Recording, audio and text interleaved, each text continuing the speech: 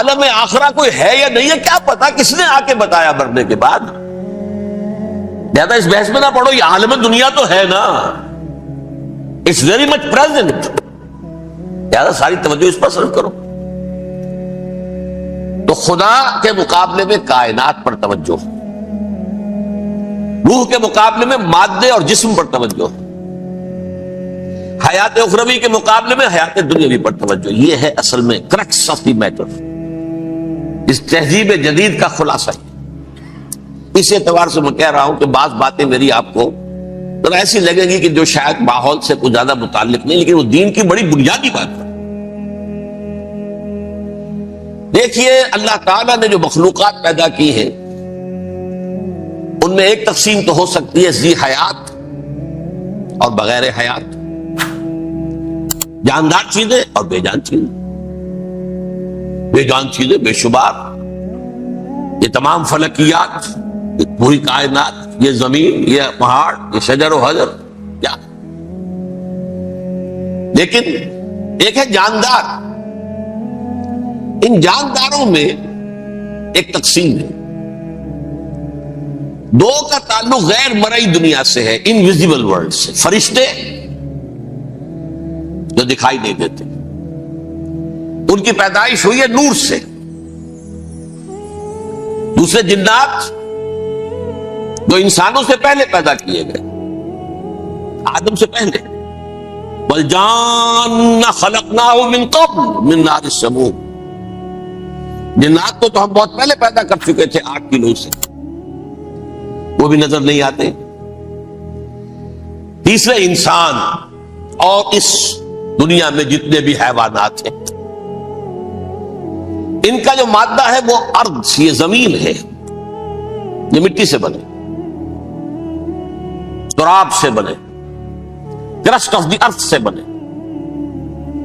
اب ان میں ایک تقسیم ہے، ایک وہ ہے، ان تمام میں شعور تو ہے، حیوانات میں بھی شعور ہے، خود شعوری جسے کہتے ہیں سیلف کانشسنس، یہ صرف 3 میں ہے، فرشتہ، جن اور انسان۔ حیوانات میں خود شعوری نہیں ہے، کانشسنس ہے، سیلف کانشسنس نہیں ہے۔ دونوں سی بات سے سمجھا دوں آپ کو، میں دیکھ رہا ہوں، آپ مجھے دیکھ رہے ہیں، کتا بھی کوئی یہاں ہوتا تو مجھے دیکھ رہا ہوتا، لیکن کتے کو مجھے دیکھتے ہوئے یہ احساس نہیں ہوتا کہ میں دیکھ رہا ہوں، یعنی کتے کو یہ احساس نہیں ہوتا کہ وہ دیکھ رہا ہے، مجھے دیکھ تو رہا ہے، اس کو میں کا احساس نہیں ہے مجھے۔ میں جب دیکھ رہا ہوں تو میں سمجھتا ہوں میں دیکھ رہا ہوں، میں ہوں کوئی شے جو دیکھ رہا ہوں، یہ خود شعوری ہے، سیلف کانشسنس۔ کسی بھی کام کو کرتے ہوئے اپنے وجود کا احساس، میرا فیصلہ ہے، میری رائے ہے، یہ ہے در حقیقت سیلف کانشسنس، انا، سیلف، خودی۔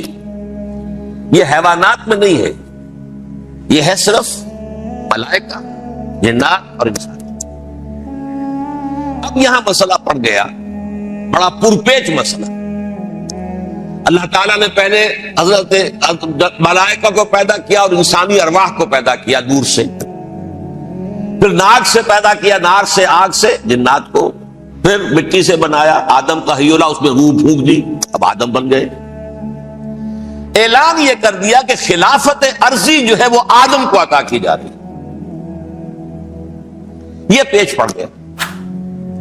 اس پر تھوڑا سا اشکال تو فرشتوں کو بھی ہوا، قرآن میں ہے سورہ بقرہ کے 4 رکوع میں، أَتَجْعَلُ فِيهَا مَن يُفْسِدُ فِيهَا وَيَسْفِكُ الدِّمَاءَ وَنَحْنُ نُسَبِّحُ بِحَمْدِكَ وَنُقَدِّسُ لَكَ۔ پروردگار اس آدم کو تو خلافت دے رہا ہے، زمین کے اندر اختیار دے دے گا، یہ تو فساد کرے گا، کوریزی کرے گا، ہم تیری تسبیح و تحمید میں لگے ہوئے ہیں، جو بھی حکم ہو، ارشاد ہو، ہم بجا لاتے ہیں، تو ضرورت کیا ہے؟ اس کا جواب اللہ نے دیا، انی عالم ما لا تعلمون، میری مشیت، میری حکمت وہ میں ہی جانتا ہوں، ضروری نہیں کہ تم اس کو شیئر کر سکو۔ لیکن یہ جنات میں سے ایک جن تھا عزازیل۔ اب دیکھیے کہ جنات کو ایک قرب حاصل ہے ملائکہ کے ساتھ، کیوں؟ وہ نور سے پیدا کیے گئے، یہ نار سے پیدا کیے، کتنا قرب ہے دونوں میں۔ انسان پیدا کیا گیا مٹی سے، مٹی انرٹ ہے، آگ بھڑکتی ہے، اوپر اٹھتی ہے، شعلہ زنگ ہوتی ہے، انرجی ہے اس میں۔ نور اور نار میں بڑا قرب ہے، اور عربی کے ایک قاعدے سے تو یہ ایک ہی لفظ ہے، مادہ ایک ہی ہے، حروف علت جو ہے ایک دوسرے کی جگہ آ جاتی، یہ قرب ہے۔ اگرچہ زمین و آسمان کا فرق ہے دونوں، فرشتہ نور سے پیدا کیا گیا ہے، وہ پاک ہے، وہ اللہ کے کسی حکم کی خلاف ورزی کر ہی نہیں سکتا۔ لا یعصون اللہ ما امرہم ویفعلون ما یؤمرون، وہ جو بھی اللہ تعالیٰ حکم دیتا ہے اس کی کوئی معصیت یا نافرمانی نہیں کرتے، بلکہ جو حکم لیا جاتا ہے مان لیتے۔ ذرا سا اشکال ہوا تھا، پوچھ لیا، جواب مل گیا، خاموش ہو گئے بس۔ لیکن عزازیل نامی ایک جن تھا، جو ایک تو جن ہونے کی نسبت سے فرشتوں سے کچھ نہ کچھ مماثلت تھی، قرب تھا، دوسرے یہ علم میں، زہد میں، عبادت میں اتنا اونچا تھا، اتنا اونچا تھا، اتنا اونچا تھا کہ یہ ملائکہ ہی کے صف میں شامل ہو گیا۔ اس نے علم بغاوت بلند کر دیا۔ جب حکم دیا گیا کہ سجدہ کرو آدم کو، اب یہ دیکھیے کس قدر یہ اہم مضمون ہے، اور آپ سوچ رہے ہیں یہ باتیں آج پہلی مرتبہ ہمیں اس طرح سنائی جا رہی ہیں، یہ باتیں تو علم میں آتی نہیں ہمارے۔ وجہ کیا ہے؟ آپ کو دلچسپی نہیں ان چیزوں سے۔